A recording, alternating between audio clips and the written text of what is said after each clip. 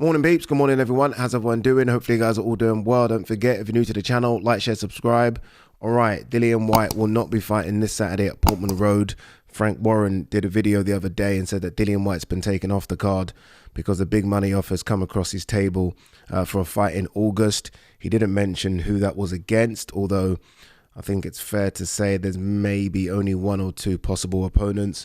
So yeah, no Dillian White this Saturday. I'm not mad at it. I know a few people are like, what's going on? I'm not mad at it. I'm tired of seeing Dillian White in there against these DE level opponents, Christian Hamer, Ebenezer Tete. And when he is against those guys, the performances are so bad, I almost feel like Dillian White isn't up for it either. So look, this one was still TBA. There was a rumor that he was going to fight this guy from New Zealand, but TBA on, what was it? I was seeing TBA on Tuesday. Bear in mind, he's fighting on Saturday. So yeah, look, they were struggling to get an opponent for him. There's no point. I don't think there's no point at this stage of Dillian's career, him risking fighting someone looking crap and then missing out on that big fight in August. Dillian White is 37. He knows, we know there's only a couple of big fights left, maybe one big fight left. So why risk it and fight a nobody at Portman Road and lose out on what could be high six figures, maybe seven figures? Like, I know some people are upset because we've not seen Dillian White in a long time. I think Dillian White always adds something to a fight card. Dillian White probably wants to stay busy and get active and see what he's got. It might not even be a Dillian White decision. It might be his management. It might be Frank Warren saying, well, what are you doing? Like, don't take the risk. Anything can happen. Bearing in mind, this is the Dillian White that got injured prior to the Joe Joyce fight. This is the Dillian White who didn't look good against Ebenezer Tete. Didn't really look good against Christian Hamer. Fuck it. Let's just put all your eggs in one basket. If a big money offer is in front of you for August, let's just wait till August. Honestly, let's just do that. So yeah, I'm not mad at it. In terms of who I think it possibly is, surely it's Derek Chisora.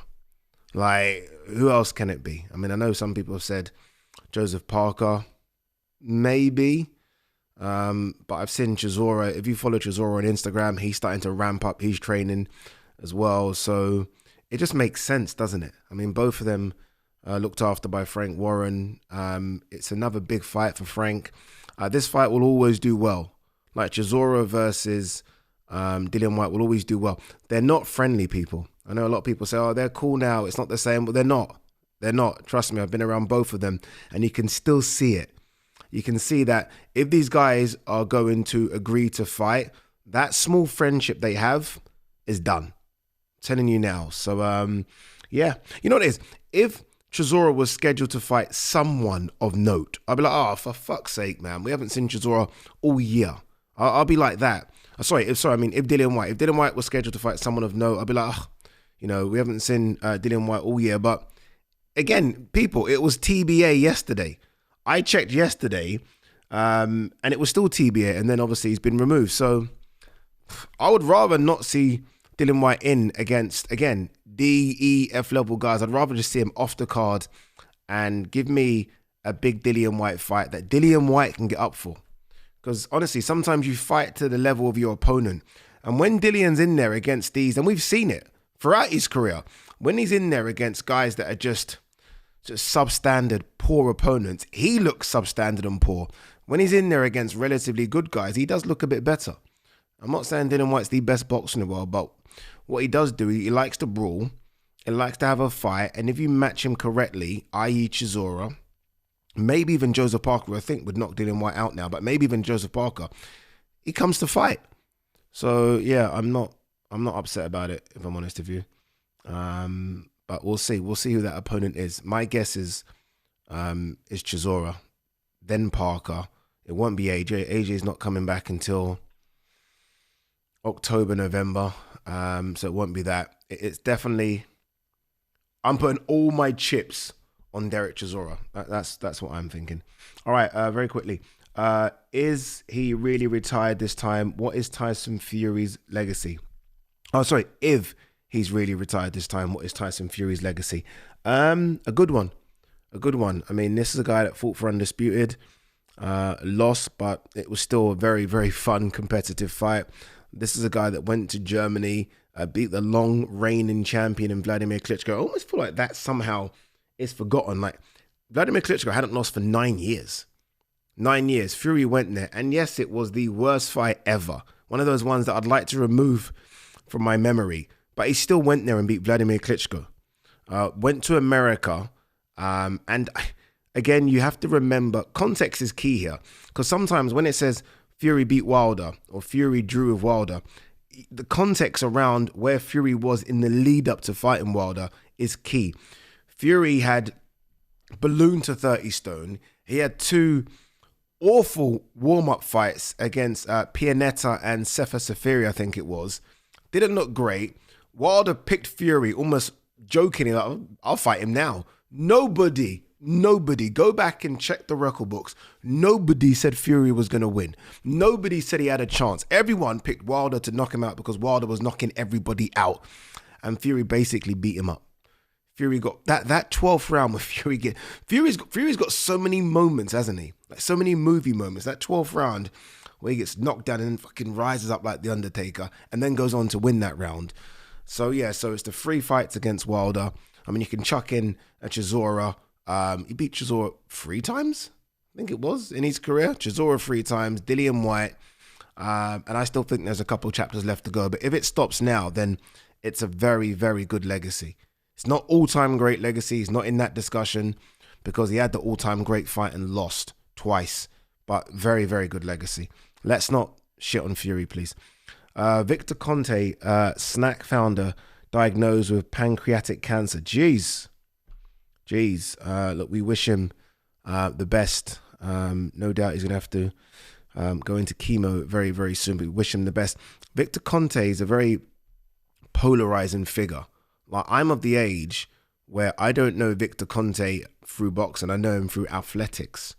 And I know him through his Balco lab. Go and look it up if you don't know what I'm talking about, where he supplied and created this synthetic drug that all the top athletes used, and that eventually all the top athletes got caught using.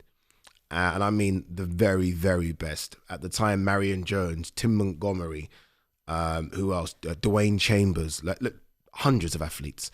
They're just the ones that have won medals, Olympic medals, world record holders at the time. So yeah, I remember him from that. So when I see him in boxing, anyone that works with him, and bear in mind, some of my favorite boxers work with him. Like Terence Crawford, I think, is a snack athlete. So is Devin Haney, I believe. I'm like, what are you doing working with this guy? And it's so hard for me to trust him.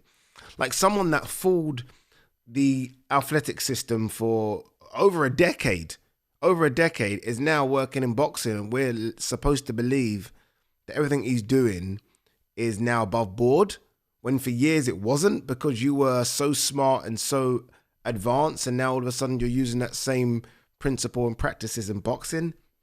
Don't know, I just find it a bit weird, man. Honestly, I find it a bit weird. All right, let's quickly see. I am running super late. I need to leave this house in like 10 minutes, and I haven't brushed my teeth. All right, what else have we got? Edwin De Los Santos, after I win this world title, everything will be different. You're not winning the world title, Edwin. I mean, I could come back and look stupid on Sunday morning, but you're not beating Keyshawn Davis, dude. I'm sorry. Nope. I'd go as far as says I don't think anyone at 135 pounds is beating Keyshawn Davis. Javonte's there, Shakur's there, Loma's there. I think Keyshawn right now could be the hottest. Like, Keyshawn's got this aggression, and he's big at the weight. I mean, there was a time when Andy Cruz turned over, and I thought, oh, Andy Cruz is going to beat him. I don't think Andy Cruz beats him anymore. Honestly, I think Keyshawn's issue might be weight. I think get to 140, and he's got the frame for 147. Then we'll see. 135. I think Keyshawn is a big problem. All right. Anything else? I think that's it. What's this? Amma Williams, Etinoza or Liha will fight for the right to fight for the IBF middleweight title. I like Ammo, man. Well done to him as well. Like, since that Hamza defeat, he's come back. They've matched him quite hard, and he's come through tough fights. Ammo's good, man. Ammo's good. All right, guys, we are done. That was very, very quick. We will see you on another one. Peace.